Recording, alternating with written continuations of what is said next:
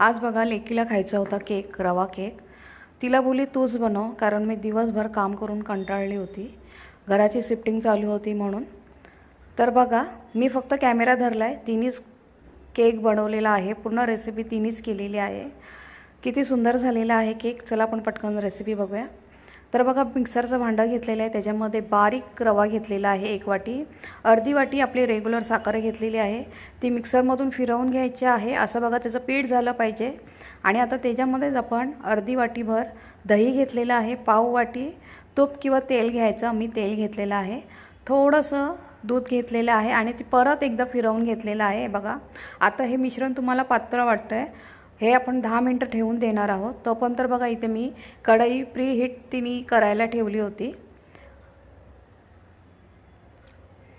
10 मिनटानंतर बघा मिश्रण केकचं घट्ट झालेलं आहे. त्याच्यामध्ये आता आपण थोडंसं दूध, बेकिंग पावडर, बेकिंग सोडा घेतलेला आहे. 1 चमचा विनेगर इसेन्स घेतलेला आहे.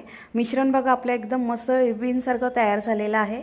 एका प्लेटमध्ये बघा टुटी फुटी घेतलेली आहे, ते 1 चमचा मैदा भरभरून घेतलेला आहे. केकच्या भांड्याला बघा बटर लावून त्याला मी थोडंसं मैदा त्याला डस्टिंग करून घेतलेलं आहे. त्याच्यामध्ये आता आपण केकचं मिश्रण घेऊन बघा आपण छान असं त्याला टॅप करून घेणार आहोत. कढई एका बाजूला गरम झालेली आहे. केकचं भांडं आता त्याच्यामध्ये ठेवून आपण हे 30 मिनटं वाफवून घेणार आहे. 30 मिनटानंतर बघा त्याला कलर किती सुंदर आलेला आहे. केक बघा मस्तपैकी तयार झालेला आहे. लेक माझी किती खुश झालेली आहे. त्याला ती फॅनच्या खाली तिने ठेवलं होतं, थंड करून घेतलं. थंड करून घेतल्यानंतर बघा सुरीच्या साह्याने केकच्या भांड्यामधून केक आपण काढून घेतलेला आहे. आणि त्याला रंग किती सुंदर आलेला आहे. बघा एवढा सॉफ्ट झालेला आहे, सेम जसा अय्यंगार बेकरीमध्ये भेटतो ना रवा केक, सेम तसाच झालेला आहे. 1 वाटी रव्याचं बघा अर्धा किलो केक हा तयार झालेला आहे. आता हे जे मी अर्धा किलोचे 2 भाग करते, हे बघा पाव किलो एवढा इतपत मी आता तुम्हाला केक कट करून कट करते आहे.